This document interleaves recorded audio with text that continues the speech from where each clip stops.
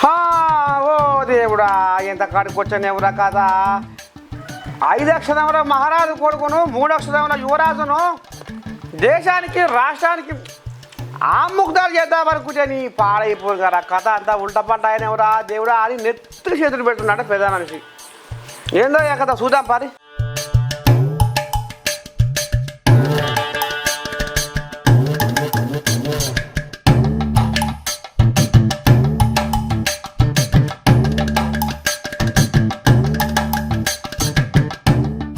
అయ్యో భగవంతా, నేను 7 సముద్రాలు తిరిగిన రెక్కలు ముడువను పక్షిని అనుకుంటే నా శక్తి దినదినానికి దీపంలో నూనె లెక్క మాయమైపోతుందిరా అని తనలాడుతున్నాడనులా కేసీరావు.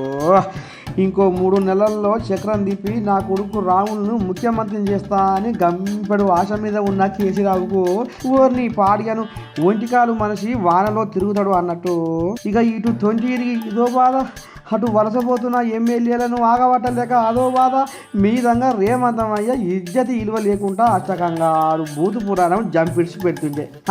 ఇక ఎక్కడా అని తట్టుకుంటాడు పాపం కేసీరావు. ఇక ఇంతగానం పుట్టెడు దుఃఖంలో ఉన్న కేసీరావుకు ఇంకో బల్యం పోడు కూడా తగలుందాడనురా. ఒక్కరు కాదు, ఇద్దరు కాదు, ఏకంగా 14 మంది ఎమ్మెల్యేలు కాంగ్రెస్ గూటికి పైన కట్టబోతున్నాడనులా పాపము. అబ్బలకొండ మునిపే ఒంటి ఊపిరి బక్కపలసని మనిషి ఎంత ఉక్కుకుండి అయినా తట్టుకుంటాడు. అయ్యో ఈ రకంగా కార్యకర్తలు బలబల బలబలా అని పోస్తున్నాడట పాపం కేసీరావు బాధ చూడలేక. ఇక ఈ కథ ఇట్ట ఉంటే ఇక ఇంకో దిక్కేమో మన సూతపూస లీడర్లేమో దేశానికి చంద్రయాన్ సైన్స్ కంటే కేసీఆర్ విజన్ అవసరం ఉందని దొంగ బయటకు ముద్దు కలిగించినట్టు మాట్లాడుతున్నారని బీఆర్ఎస్ కార్యకర్తలు అగ్గి మీద గుగ్గిన పోయి గగ్గోలు పెడుతున్నాడనులా. అయ్యో కేసీరావు పాపం ఆఖరికి వస్తారు కల్లా గడ్డివాములో సూది కొట్టుకొని దేవుడు ఆడుకున్నట్టు అయిందిగా కేసీరావు పరిస్థితి.